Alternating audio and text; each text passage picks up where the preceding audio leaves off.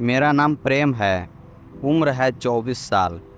मैं अपने परिवार के साथ दिल्ली के उपनगर में रहता हूँ। घर में पापा एक सरकारी नौकरी में है, माँ गृहिणी है और मेरी छोटी बहन अमृता है जिसकी उम्र अभी 31 साल है। और पिता घर की जान है।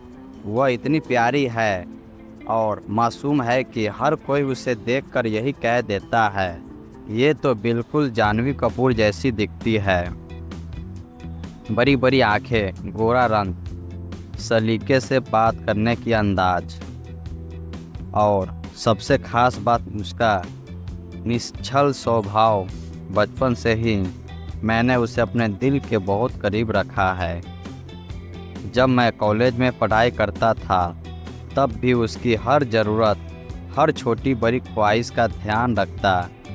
मुझे हमेशा लगता था कि अर्पिता अब भी वही मासूम सी गुड़िया है जो स्कूल में रिबन लगा कर जाती थी।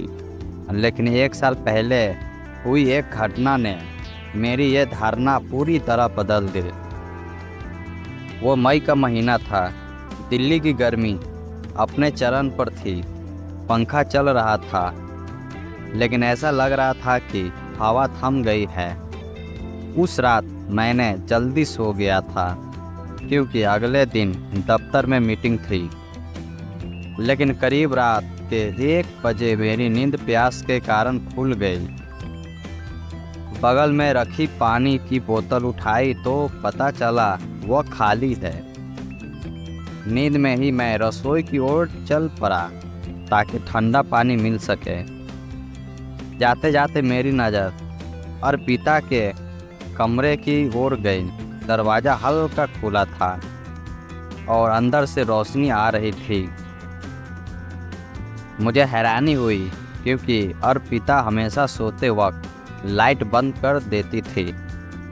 घर में यही नियम था, सोते समय लाइट बंद, और अमृता ने इस नियम का सबसे ज़्यादा पालन करती थी।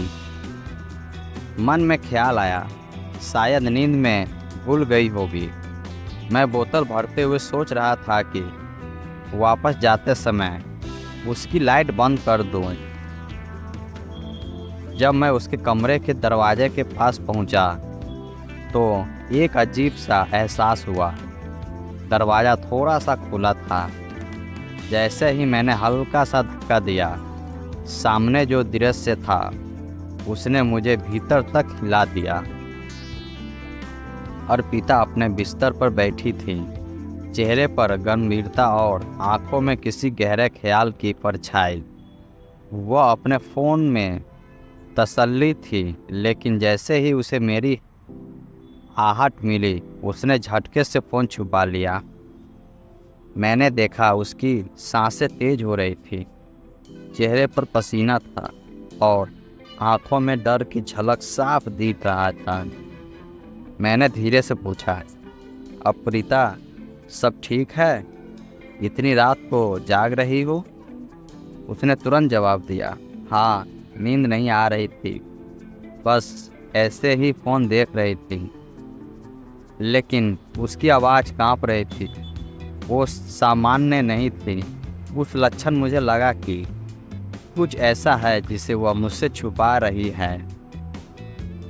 उस रात मैं कुछ नहीं बोला, बस पानी पीकर अपने कमरे में लौट आया। लेकिन नींद उड़ चुकी थी। दिमाग में वही सवाल गूंज रहा था, अर्पिता आधी रात को ऐसा क्या देख रही थी कि उसे मेरी उपस्थिति में घबराहट हो गई। सुबह वह हमेशा की तरह सामान्य थी, मुझसे हंसकर बातें कर रही थी, लेकिन उसकी आंखों की थकान बता रही थी कि उसने देर तक नींद नहीं ली। मेरे भीतर बेचैनी बढ़ती जा रही थी। क्या वह किसी परेशानी में है? कहीं कोई उसे ब्लैकमेल तो नहीं कर रहा? या फिर कुछ दिनों बाद मौका मिला, अर्पिता अपने दोस्तों के साथ बाहर गई थी और उसका फ़ोन कमरे में ही रह गया था। मैं बहुत देर तक सोचता रहा कि मुझे उसके फ़ोन को देखना चाहिए या नहीं, लेकिन भाई होने के नाते मेरा दिल कह रहा था कि मुझे सच्चाई जाननी ही होगी। पासवर्ड मुझे पहले से ही पता था। मैंने फ़ोन खोला, पहले गैलरी चेक की, कुछ खास नहीं, व्हाट्सएप इंस्टाग्राम सब सामान्य। लेकिन जब मैंने ब्राउज़र की हिस्ट्री देखी, मेरे होश उड़ गए। वहाँ ऐसे सर्च थे जिन्हें पढ़कर मेरा दिल बैठ गया। कुछ वीडियो, कुछ वेबसाइट जो उसकी उम्र के लिए बिल्कुल सही नहीं थी। मेरी प्यारी मासूम लगने वाली बहन ऐसी चीज़ें क्यों देख रही थी? मुझे याद आया कि हाल ही में वह एक नई सहेली के बारे में बार बार बातें कर रही थी। रिया, उसका नाम मैंने पहले कभी नहीं सुना था। मैंने सोचा, कहीं यह सब उसी का असर तो नहीं। कुछ दिनों बाद जब मौका मिला, मैंने फिर से फ़ोन चेक किया। इस बार मैंने पाया कि अर्पिता और उसकी सहेली रिया के बीच चैट थी। रिया उसे कुछ ऐसी वीडियो और लिंक भेज रही थी जिन्हें देखकर मैं सस्त रह गए। रिया एक बिगड़ी हुई लड़की थी। चैट बढ़कर लगा कि उसे सही गलत की कोई परवाह नहीं। वह अर्पिता को भी अपने जैसा बनाना चाहती थी। उस दिन के बाद मेरी रातों की नींद उड़ गई। एक तरफ मेरा दिल टूट रहा था कि मेरी बहन गलत राह पर चल पड़ी है। दूसरी तरफ डर था कि अगर ये बात माँ पापा को पता चली तो वे बुरी तरह टूट जाएंगे। मैंने सोचा, मुझे ही कुछ करना होगा। मैंने तय किया सीधे अर्पिता से बात करूंगा। एक शाम जब हम दोनों छत पर बैठे थे, मैंने हल्के फुल्के अंदाज में पूछा, अर्पिता, ये तुम्हारी नई दोस्त रिया कौन है? अक्सर उसका नाम लेती हो। वह चौंकी, बोली, कुछ नहीं भैया, मेरी क्लास में नई आई है, थोड़ी मस्तीखोर है बस। उसकी आंखें झुक गई। मुझे यकीन हो गया कि यही वो लड़की है जिसके कारण अर्पिता का व्यवहार बदल गया है।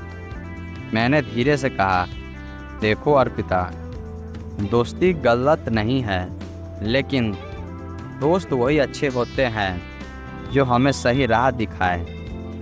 जो दोस्त हमें अंधेरे में ढकेले, वो दोस्त नहीं दुश्मन होते हैं। वह चुप रहे।